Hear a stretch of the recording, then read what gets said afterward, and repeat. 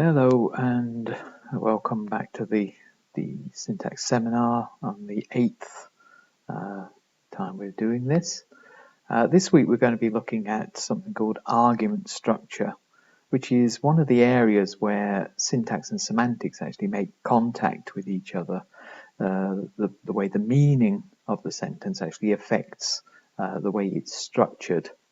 We've already, to some extent, covered part of what we've been looking at, what we'll be looking at here, when we've looked at heads like the thematic heads like verbs and nouns and things like that, where we've seen that those heads take certain complements and restrict those complements in a particular way. That turns out to be only half of the story, however, and that actually we need to say more about the relationship between the verb phrase and the subject. So let's start with a bit of a recap on what we've said about sentence structure. Basically, we've said that all sentences have this kind of structure. Basically, all clauses are IPs. The IP contains, amongst other things, a verb phrase, the verb phrase being made up of the head verb plus whatever its complements are. We've not said anything about the specifier of the verb phrase yet, but more on that later. The other thing that IPs contain is a subject. Every IP has a subject. Now, on top of the IP, we've argued, there's a CP built. So every clause is a CP on top of an IP, which contains a VP. So there are these three stages to clauses, going from the bottom, VP, through the middle IP, up to the top, CP. Now, it turns out that that organization of the clause into those three parts fits quite well with the semantic aspects of the clause. The top part, the CP, is what concerns what we call the force of the sentence. That is, how to interpret it as either a declarative or an interrogative sentence. More or less what it is that you use a sentence for. Do you use it to make a statement or ask a question? Those sorts of issues. The middle part, the IP, concerns what we might say is the setting of the sentence. By that I mean to do with tense and modality. Those kinds of things are situated in the inflection thing, and tense tells us when to situate what the sentence is describing in the timeline. Modality is semantically similar to that, to do with how to interpret a situation in terms of possibilities and necessities and things like that.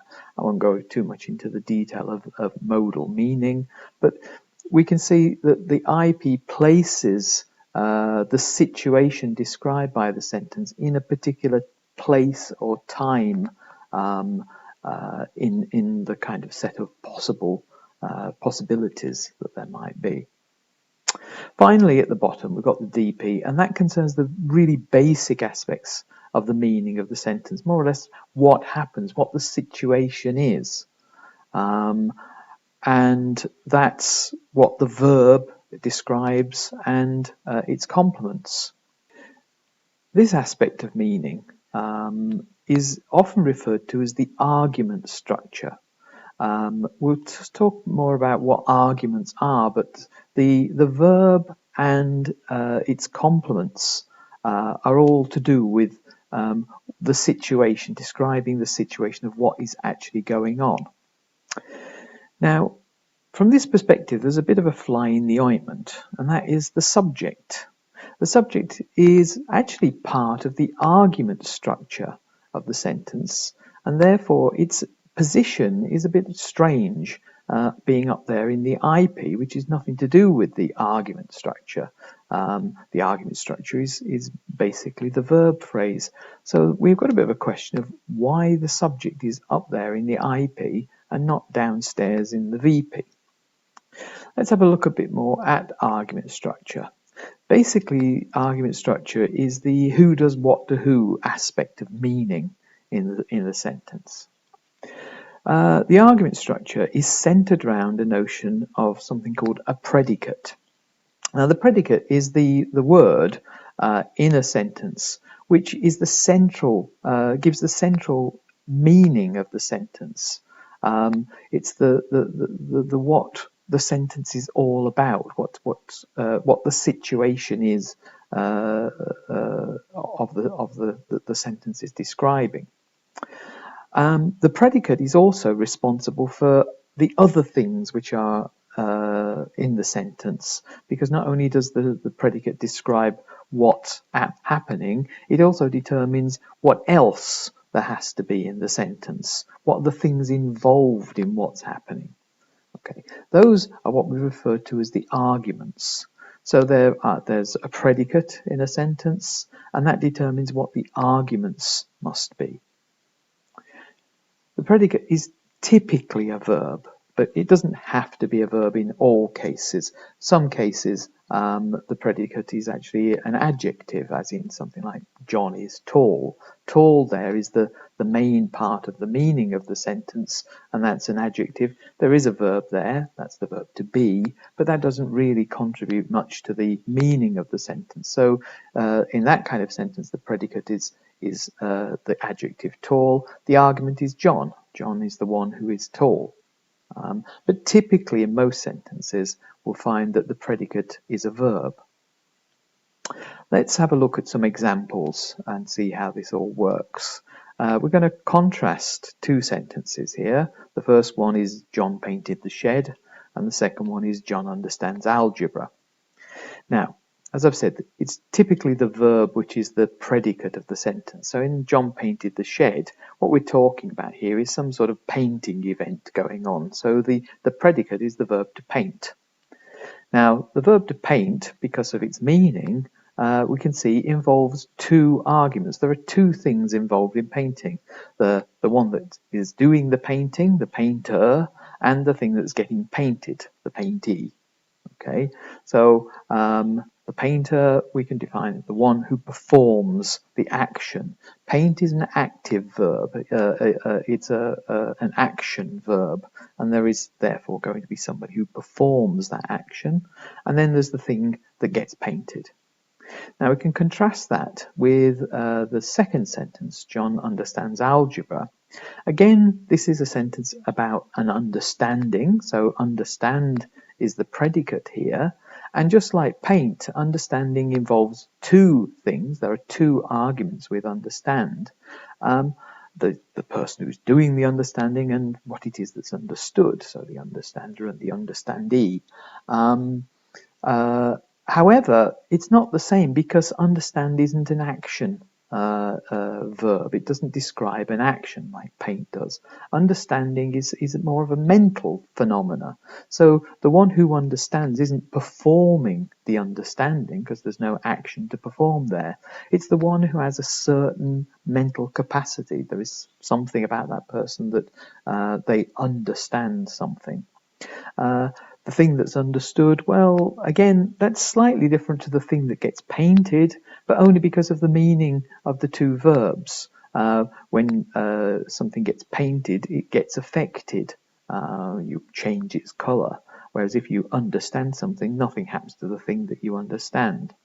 You can see that both of those, however, are the things which undergo whatever it is that the verb is talking about, i.e. the thing which undergoes the painting or the thing which undergoes the understanding. Now, these arguments then obviously have different roles with respect to their predicates. And all verbs are like this, but clearly there are differences between different verbs. There are the kinds of verbs which describe actions, and as I've said, they always have someone who performs the action. Now that we refer to as the agent. So we can use the term agent as a more general argument role, which is sort of abstracted away from the specific action that's described by the verb. So rather than the one who performs the painting, the one who performs whatever action it is that the verb is talking about. Verbs like understand, on the other hand, don't have agents. As I say, they're not action verbs, so there's no performing of an action there.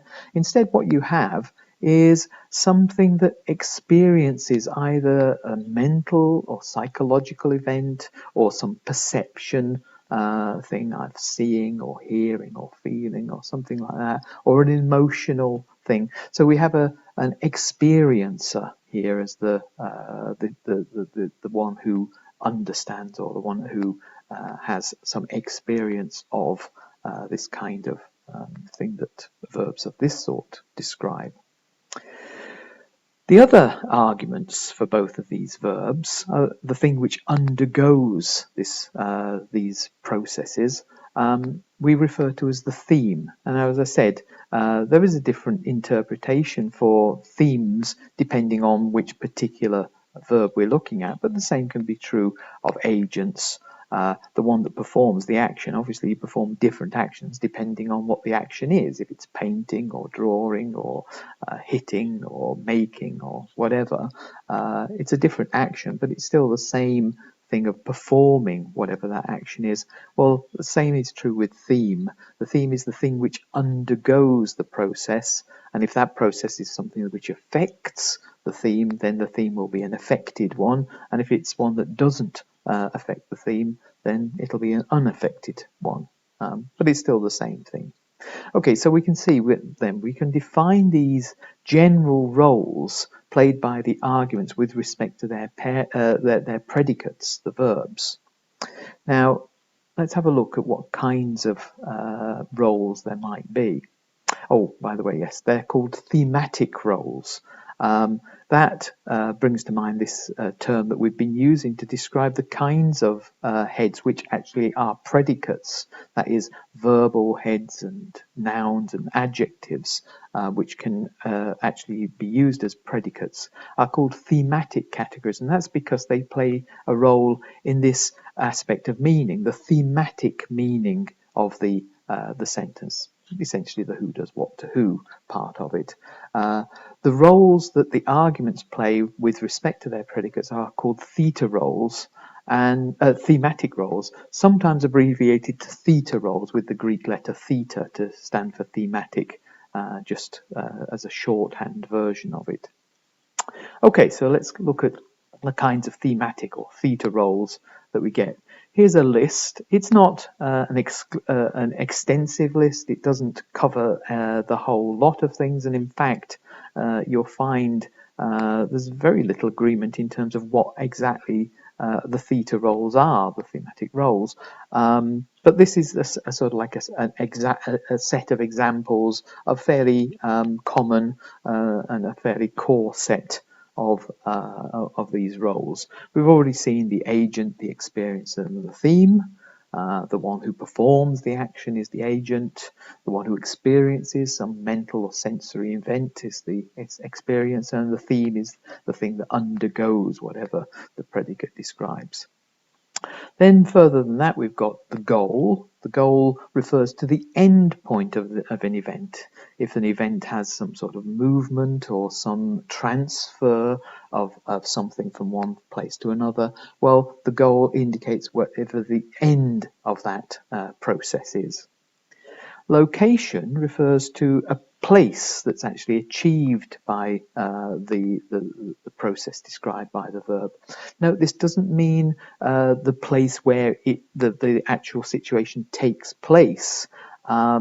Everything, be it an action or a state or a change of state or any kind of what we might refer to generally as an event, takes place in some particular position, and therefore this is not something specific to any particular predicate. It's something that all predicates have, and therefore the place, the location that something takes place, is always put in as some sort of modifier. It's never an argument. A location, when it's an argument, refers to a specific place of where something ends up being, rather than where the whole thing takes place. Then we have a path, which is the route travelled. So if the predicate involves a motion or a movement along a certain route, then that's the path argument.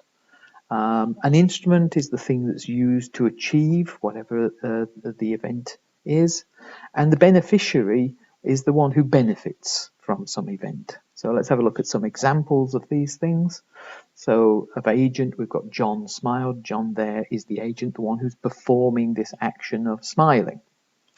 Experiencer, like John heard the music. John is the one who experiences the auditory stimulation coming from the music.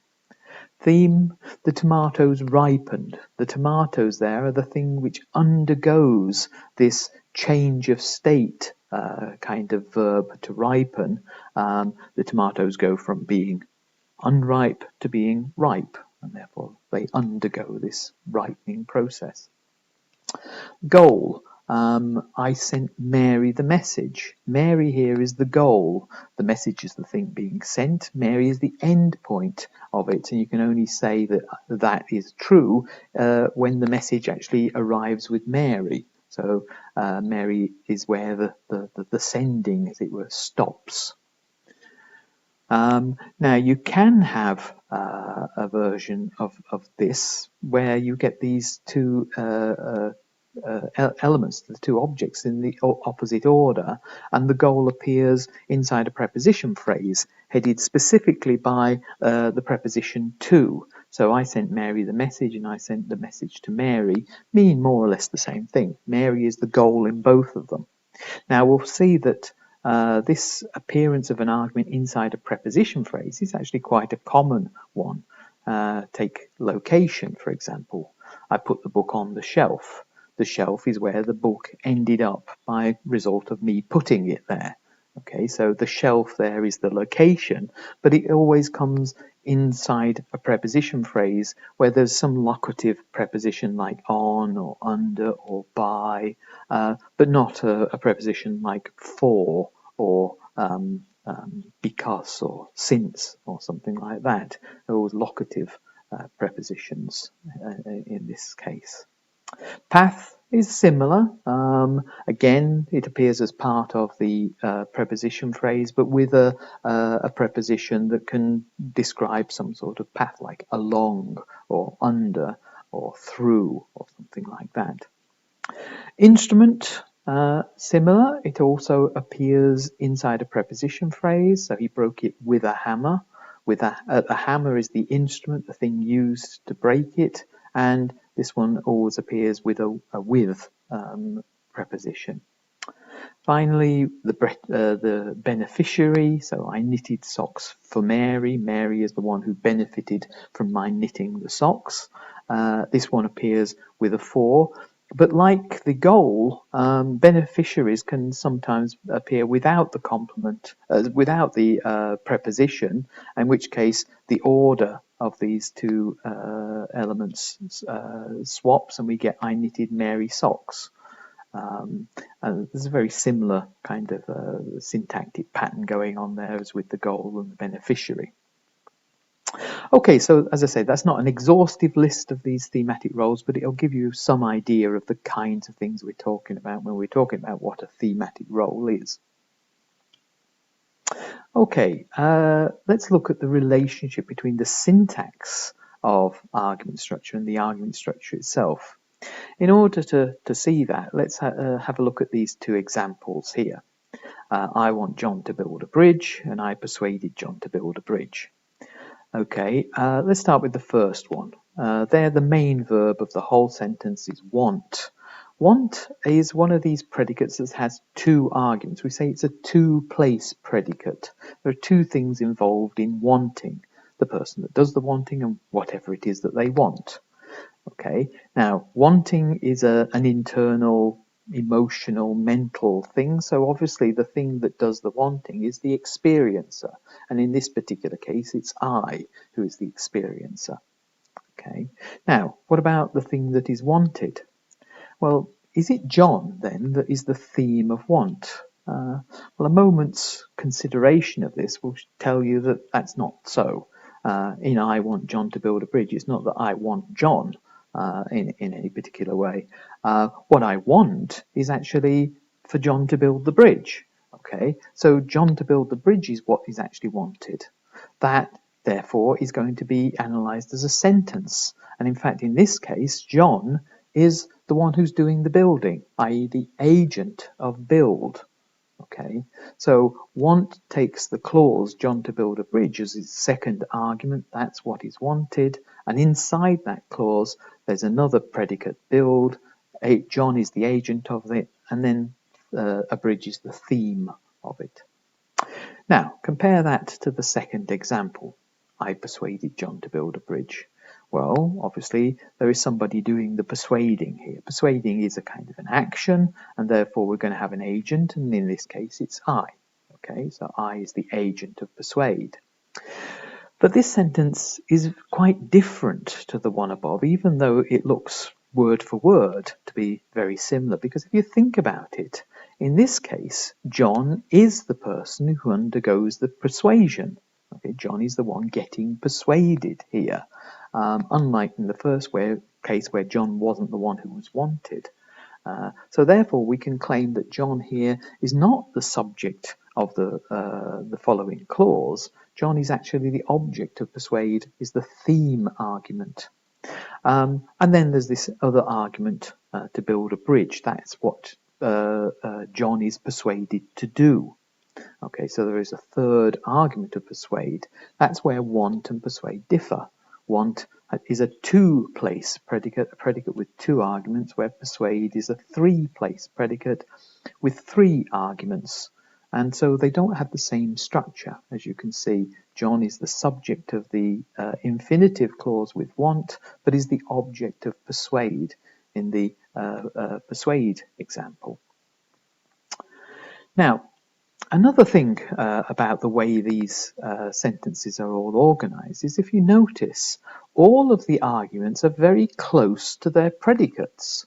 They're virtually next to them in the sentence. And in fact, that's more than just coincidence, because it would be impossible to interpret any of these sentences where an argument is more distant from its predicate. So, for example, you couldn't interpret any of these sentences where the subject of the main clause, I, in both cases, were to be seen as an argument of the build verb inside the embedded clause.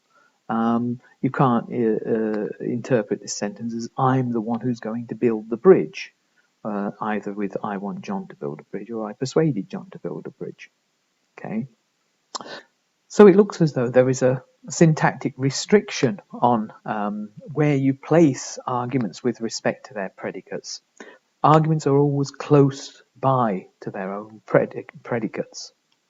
There's another aspect of argument structure which can be seen by looking at some other examples. Take this one here, John loves. Love is typically a two-place predicate. There are two things involved in loving, the one doing the loving and the one getting loved. Therefore, if you say John loves and you miss out one of them, the sentence seems incomplete. John loves, what does John love? It seems as though in order to make the full sentence, we have to have some sort of argument to be interpreted as the theme. Okay, we have an experience here. John is the one experiencing this emotion of love. And what is the theme? What is the thing undergoing the loving? Well, if you miss it out, it seems as though we've not completed the sentence. From that, we can conclude then that a theta role has to be assigned to some argument. So every theta role must have an argument to be assigned to it. If you leave an argument out, the sentence is incomplete and therefore ungrammatical. Why couldn't we say, for example, instead of assigning that theta role somewhere else, why not assign it to John? Okay, now this wouldn't be a bad meaning. This would mean that John was both the experiencer and the theme, and it would mean something like John loves himself.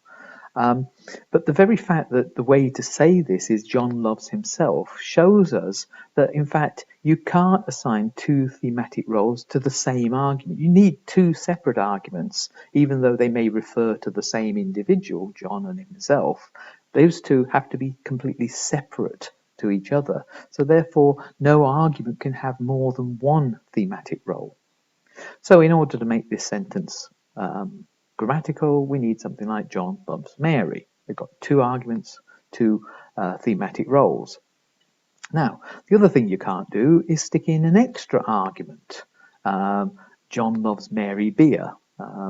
Makes no sense at all, because how do you interpret the third argument here?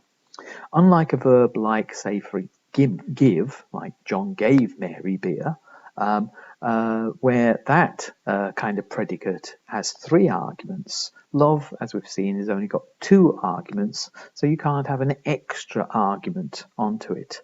Therefore, we can conclude that all arguments must have at least one theta role. They can't have any more than theta roles, any more than one, but they have to have at most one. Okay, so essentially what we're saying then is that arguments and thematic roles are in a one-to-one correspondence. For every thematic role there must be an argument, only one argument for each one, and for every argument there must be a thematic role, one theta role for each argument. Okay, so let's return to this anomalous subject. As we've said, the subject sits there in the specifier position of the IP, and yet it is one of the arguments of the predicate. All of the other arguments of the predicate are there inside the VP. That seems to be the hub, as it were, of this aspect of thematic meaning, is the verb phrase. And then we've got the subject, for some reason, outside of that in the IP. Now, it's got nothing to do with this kind of IP type meaning of finiteness, of tense, of modality. And it's got everything to do with the meaning of the verb phrase, the argument structure. So therefore, it seems as though the subject is simply just in the wrong place. It really ought to be in the verb phrase. Now, we've seen other cases where things seem to be sitting in positions where they shouldn't be, i.e., for example, WH phrases. A WH phrase gets interpreted as being in a certain position. Say, for example, it might be an object of a verb, but it doesn't sit in the object position. It sits up there in the specifier of the CP.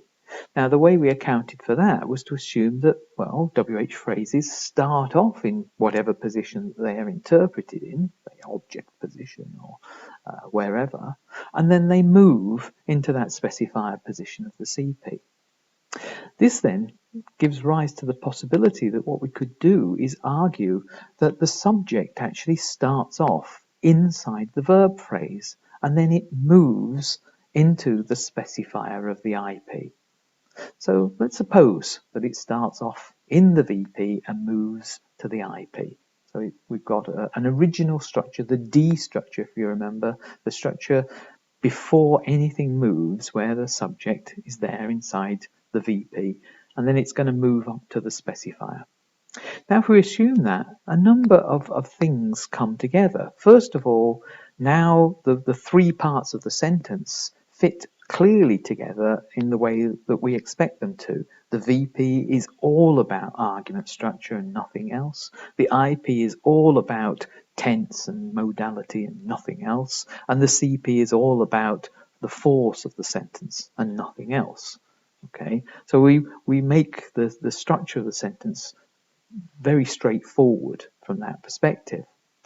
The next thing this does is it provides us with a specifier for the VP. Now, up until now, we haven't seen anything that goes in the specifier of the VP.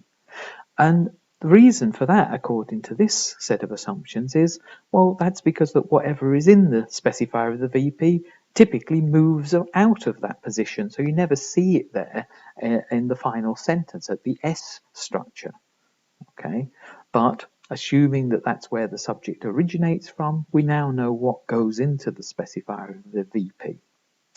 Furthermore, we make the specifier of the IP, in fact the whole IP, very similar to the CP, in as much as what we've got here is that underlyingly, or at D structure, the specifier of the IP is in fact empty, and it's there to receive something that moves to it, which is exactly like the specifier of the CP. The specifier of the CP at D structure is always empty. Nothing originates in that position, but things can move to it, precisely because it is empty. And that again makes perfect sense, because the IP is a functional structure, just like the CP is a functional structure. Both of these structures are built on top of the thematic verb phrase, which is to do with thematic meaning, argument structure, and things like that. So we would expect the IP and the CP to have a fair amount in common with each other, and they, according to this particular analysis, in fact do have this aspect in common. Their specifiers are underlyingly empty and serve as landing sites for movements from within the VP. Okay, well, if that's true, we might expect to see various things moving from the verb phrase into the specifier of the IP, not just always what we've been referring to as the subject. There's a bit of a terminological issue there. The subject is basically whatever it is that ends up in that specifier of IP position. So before anything moves there, we don't want to refer to it as the subject. So we'll refer to these elements as by their thematic roles, so agents and experiences and themes. Okay, so if we start off with a verb like watch, which has an agent and a theme, it's a two-place predicate. John in the specifier of the VP, TV in the complement position. What happens in this particular case is that the agent moves into the subject position and becomes the subject. So we get John may watch TV. Note, may watch TV, may watch the TV is a D structure. It's not the S structure of an interrogative here. Although it has the same word order there, this is the D structure of a declarative clause. With the interrogative, what happens is that the agent moves to the subject position, specifier IP, and then the inflection moves again in front of the subject into the C position, and you get may John watch the TV. But that's not what we're talking about here. We're talking about the declarative clause where the subject starts off in the VP and then moves to the specifier of the IP. Now, that's one thing that happens. And this, when this happens, we call this type of clause an active clause. It's not the only type of clause we can have. You're probably aware of that there are also passives.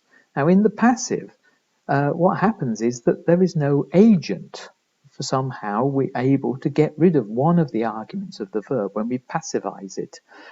This is a kind of process which only ever takes place on a transitive verb, that is a verb that has both an agent and a theme, or something like that.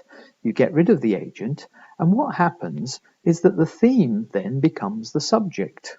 Okay, so we get the TV may be watched. We can assume that that theme originates in exactly the same place as the theme does anywhere in any other sentence, that is in the complement position. So what actually happens in a passive sentence is it's not the agent in the specifier of the VP that moves into the specifier of IP, but it's the theme originating in the complement position of the verb that moves. So actually it does look as though there's more than one type of thing that can move into the specifier position of the IP, which again supports this analysis. If the element was to be generated directly into that position, we'd have no reason to believe that anything else could possibly occupy that position, but apparently a range of things can move to the subject position. Note, however, when you have an agent and a theme together, you can't move the theme into the subject position. So if you start off with something like may John watch the TV, you can't move the TV there and get the TV may John watch. Okay. Now we already have an explanation for this from phenomena that we've seen with other kinds of movements. When we were looking at V to I and then I to C head movements, we saw that those movements are always short. So movements must be short. That's one restriction that we have on movements. Now, if you have an agent in the specifier position and a theme in the complement position, clearly moving the agent to the specifier of the IP is going to be the shorter movement. So if the agent is present, moving it will be the shortest movement that you could make. If you're going to move the object over the top of the agent, you're often going to make a longer type of movement. Okay. Therefore, the theme can't move if there is an agent. You can only move the theme when the agent is absent. And that's exactly the conditions that the passive gives rise to. With the passive, you get rid of the agent, and therefore you're able to move the theme. In an active sentence, there is an agent, therefore it's got to be the agent that becomes the subject. So we can explain what's going on here in terms of restrictions on the kinds of movements that are allowed. Okay, do we have actually any evidence that subjects originate inside the verb phrase and then move? Well, there are a couple of things that we can observe where we can see actual evidence in this respect. The first one involves something known as a floating quantifier. That's this word all that we can see in these two sentences. Note, this word has two different positions, and yet these two sentences mean virtually exactly the same. All the dogs might bark, and the dogs might all bark. Now, it's clear that in both cases, this word all affects the meaning of the dogs. Okay, it's connected to that. It quantifies which dogs we're talking about. So there's a set of dogs and we're saying they all might bark. And that's what is happening in both sentences. All quantifies over the set of things described by the dogs. Okay. Now, how can these two sentences have the same meaning when they clearly don't have the same syntax? Okay, when they've got a completely different word order, how is it possible that this all has the same effect in both cases?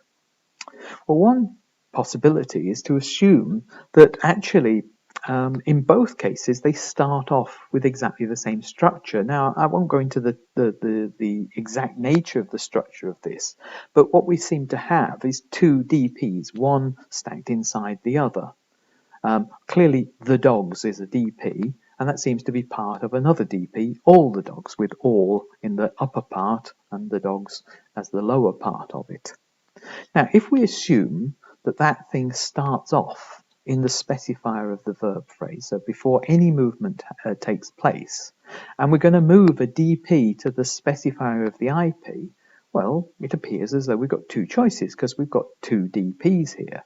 We can either move the whole DP and we get all the dogs might bark, or we can choose to move only the lower part of the DP and leave the bigger part of the DP all by itself, in which case we're going to get the dogs in the specifier of the IP and the all gets left behind. Okay, and we get the dogs might all bark. In both cases, given that you start off with the same structure, you're going to get the same interpretation. All the dogs is going to be interpreted as the agent of barking, okay, and the all is going to be connected to the dogs in both cases in exactly the same way. So what we could claim then, given this analysis, is that this word all actually marks the original position of the subject. And clearly, when it's lower down in the structure, it seems to be part of the verb phrase. So we've actually got here direct evidence that the subject originates inside the verb phrase and then undergoes a movement. Another piece of evidence that can be brought to bear on this question is the observation that it's not true that every element that starts off in the specifier of a VP has to move out of that position, and we can actually see elements sitting in that specifier position. This happens with a certain set of verbs, particularly the causative verbs. The verb like to make, for example. John made Mary cry. Now, in this sentence, I'm concerned with about the status of this part here, Mary cry. What's that? Well, to all intents and purposes, it looks like a sentence. It looks like a clause. It's got a subject, Mary, the agent, the one doing the predicate, and it's got the predicate cry. So it's got a complete thematic meaning, a predicate and its argument. Okay, and that should seem to be a clause, therefore. But if this is a clause, it's a very strange kind of clause. For one thing, you can't have tense in it. You can't say John made Mary cries or John made Mary cried. Okay, nor can you have a modal auxiliary there. You can't say John made Mary will cry. So if this is a clause, it clearly isn't a finite clause because it can't take any inflection that's a finite inflection. But then, strangely enough, it's not a non-finite clause either because it can't take the infinitive to. You can't say, John made Mary to cry. Okay? So it seems to be a clause that doesn't have any kind of room for an inflectional element. And if there's no inflectional element, it can't be an IP. That is confirmed by the fact that you can't have a complementizer with this thing either. Complementizers take IP complements. So if Mary cry isn't an IP, it's not going to be able to be a complement of a complementizer. So you can't say John made for Mary cry or John made that Mary cry. No complementizer can take Mary cry as its complement, indicating that it's not an IP. So if this thing isn't an IP, what is it? Well, the best analysis that we have as available is just to claim that it's simply a verb phrase headed by the verb cry with its argument sitting there in its specifier position, as we would expect an agent to be in if it starts off, agents start off inside the verb phrase. What's special about this case here is that this is a verb phrase that is built inside another verb phrase headed by another verb. These causative verbs like to make are precisely the kinds of verbs that take verb phrase complements. They have agents, the one who causes the thing, and that thing will be the one that moves into the subject position, hence the subject of the second verb phrase or the agent of the second verb phrase won't move out of that verb phrase, and we can actually see there is indeed an agent inside this VP. Other kinds of verbs that do this, they're all causatives. They're verbs like let and have in its causative interpretation and get in its causative interpretation. So John let Mary sleep, John had Mary followed, John got Mary sacked. They're all verb phrases with agents in the, actually themes in the second two cases because they're like passive type sentences. But whatever, the causative verbs like let, have, and got all take VP type complements. Okay. One last question we need to address, and that is, well, why? Why do these arguments have to move out of the verb phrase where they are sitting quite happily in terms of the meaning we've got? Why do they then move into the specifier of the IP?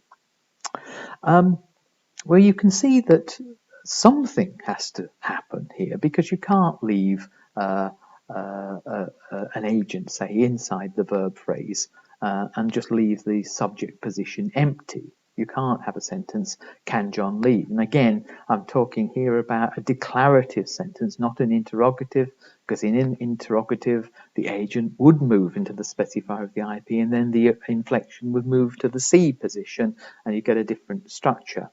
But without any movement, this sentence can't surface as an S structure, as a grammatical S structure. In other words, something has to move. Okay, movement to the IP specifier seems to be obligatory.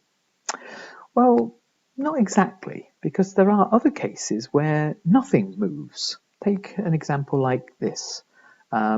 The verb seem is actually a one-place predicate. It only has one argument, and that argument is the clause. That's the thing that seems. Okay, so seems is a verb that doesn't have a semantic subject. Okay, it just has a clausal argument, the thing that actually seems. Now, in this case, what we do is we fill that subject position not by moving anything there, but by inserting a meaningless element. This it is known as a pleonastic subject. A pleonastic subject is just a posh name for a meaningless subject. That it doesn't mean anything. It just is a placeholder. It seems to show us that, well, the specifier of the IP must be filled by something. Okay, you can either fill it by moving something into that position, or you can fill it by sticking an it into that position. So it seems then that the condition is that something has to be a subject. There must be a grammatical subject, even if there's no semantic subject present. There's got to be something sitting in that grammatical subject position, i.e. the specifier of the IP. Okay, that must be filled by something. However, there is a relationship here between these two different ways of filling that position, either by moving something or inserting an it. Specifically, you can't just insert an it whenever you want. You can't leave the subject behind inside the VP and then just fill that empty IP specifier position with it, because it can John leave is not a grammatical sentence. In this case, what you've got to do is obviously move the agent into the subject position and get John can leave. All right.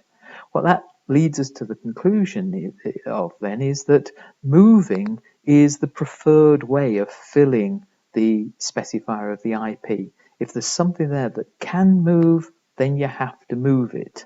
And you'll only ever use the pleonastic subject to fill that position when there's nothing that could move. All right. Basically, using the dummy subject it is a last resort, the thing that you do to fill that position when nothing else could possibly fill it. Okay, let's summarize then everything that we've covered in this presentation. We've been looking at argument structure, and that's the part of the structure concerning the basic meaning of the sentence, the who does what to who aspects, the thematic meaning, and that's represented entirely by the VP. The VP contains the predicate, typically the verb, and all of its arguments, okay, including that one which will eventually move and become the subject. One argument then moves out of the VP into the specifier of the IP. Which argument will be dependent on which one's the nearest. So anything that's sitting in the specifier of the VP, that will move to the specifier of the IP because that's a shorter movement.